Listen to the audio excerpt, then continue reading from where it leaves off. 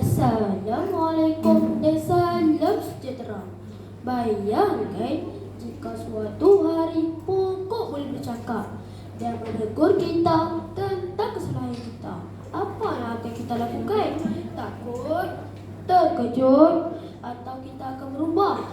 Yang dihormati para hakim yang arif lagi bijaksana, guru-guru saya hormati serta rakan-rakan yang saya kasihi.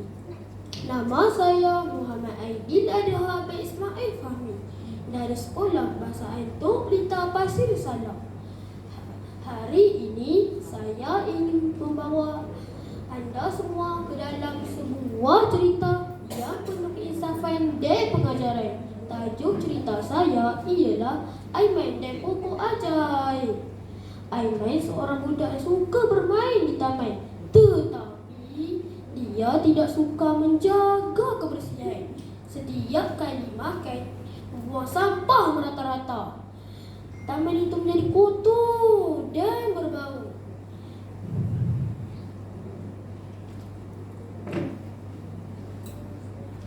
Suatu hari, ketika Aiman sedang bermain, dia terdengar satu suara. Aiman! Aiman! Aiman terkejut. Siapa yang panggil saya?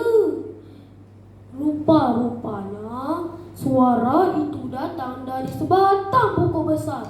Pokok besar itu berkata, "Wahai Aiman, tolonglah jaga kebersihan. Aku perlukan udara bersih untuk hidup."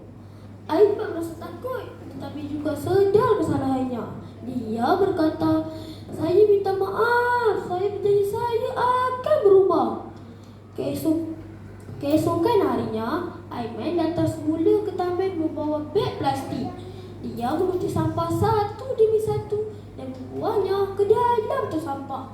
Dia juga menanam pokok-pokok kecil dan menyiram pokok-pokok kecil itu setiap hari. Tidak lama kemudian, taman itu menjadi bersih, hijau dan sangat indah. Burung-burung kembali berkicau. Pokok ajaib itu berkata, terima kasih Aiman."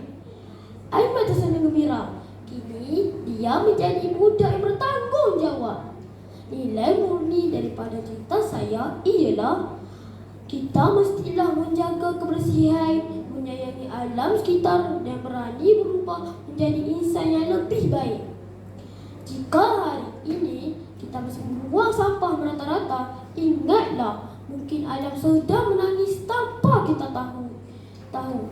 Sekian saja cerita saya pada hari ini.